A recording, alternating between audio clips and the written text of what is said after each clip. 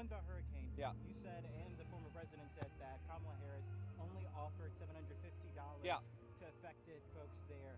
Sure. But the rest of her speech went on to outline how tens of thousands of dollars would come from FEMA to offer up to those individuals.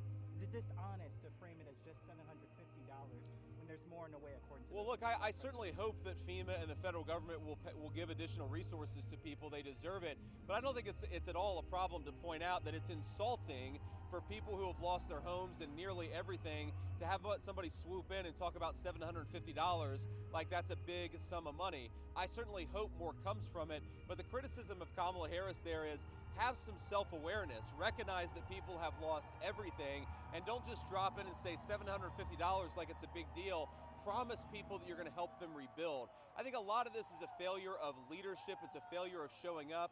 It's a failure of, I'm going to show up in your town after you've lost everything and promise you $750, or a hurricane has destroyed your entire community and the president's going to sit on a beach and Kamala Harris is going to do a San Francisco fundraiser. That is the opposite of leadership. I think so much when I've visited obviously southwestern Virginia, which was terribly affected by the storms, a lot of what people want is just a recognition that their leaders actually care for them.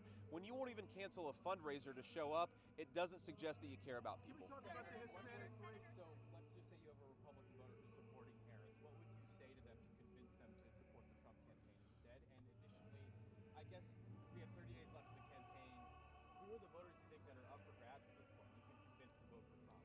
Well, look, I think there's a whole diversity of voters that are up for grabs. They come from every corner of our country and every community. I mean, my pitch to Republicans, but also to Democrats and independents is, look, you don't have to agree with everything I say. You don't have to agree with everything that Donald Trump says. But if you compare their record of accomplishment, Donald Trump had lower prices, he had rising take-home pay, he had reasonable inflation, and he had a secure southern border. He had those things by pursuing some common sense policies.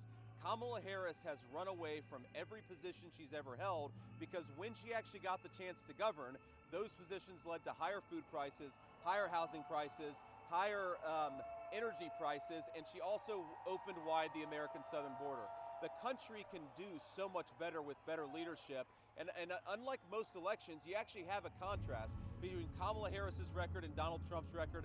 Donald Trump's record was one that we're proud of. He's got the plans to get the country back on track, and I think the American dream is accessible. It really is accessible to people, but only if we fix the broken leadership of Kamala Harris.